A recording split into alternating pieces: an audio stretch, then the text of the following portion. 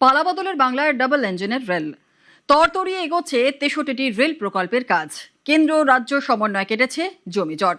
শ্রমিক ভট্টাচার্যের প্রশ্নের জবাবে জানালেন রেলমন্ত্রী অশ্বিনী বৈষ্ণব।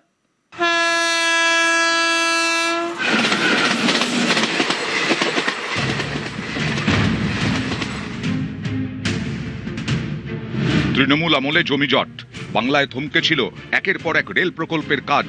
পালাবদলের সেই কাজে গতি, জোড়া ইঞ্জিনে ছুটছে রেল। রাজ্যসভার সাংসদ এবং বিজেপি রাজ্য সভাপতি শ্রমিক ভট্টাচার্যের করা প্রশ্নের জবাবে রেলমন্ত্রী অশ্বিনী বৈষ্ণব জানিয়েছেন, 2009 থেকে 2014 পর্যন্ত বাংলার জন্য রেল বাজেটে বরাদ্দ ছিল বছরে 4,380 কোটি টাকা। 2026-27 অর্থবর্ষে সেই বরাদ্দ প্রায় 3 গুণ বেড়ে হয়েছে 14,205 কোটি টাকা।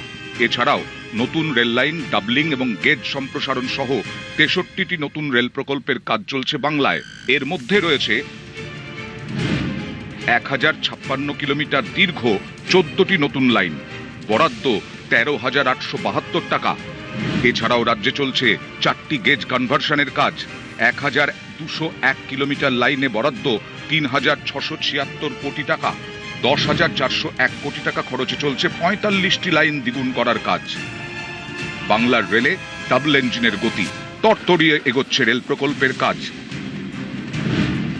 ইতিমধ্যেই 25টি রেল প্রকল্পের কাজ শেষ হয়েছে।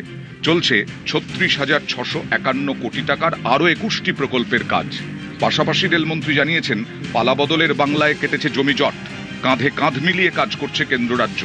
পালাবদলের পর জমি জট কাটায় গতি এসেছে।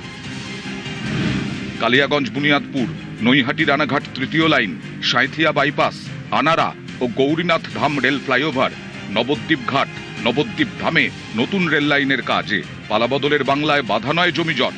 সমস্যা মেটাতে মুখ্য সচিবের নেতৃত্বে টাস্ক ফোর্স গঠন করেছে রাজ্য সরকার। शिवेंदु दादा को मैं सबसे पहले नमस्कार करता हूं। आपके नेतृत्व में इतिहास रचा गया है। अब आपको अपना काम करने का मौका मिला। इतने लंबे समय तक बंगाल में जिस तरह से एकदम रोक के रखा हुआ था, तो अब आप सब मिलके दिखा दीजिए कि डेवलपमेंट का काम कैसे होता है। নিউজ 18 বাংলা।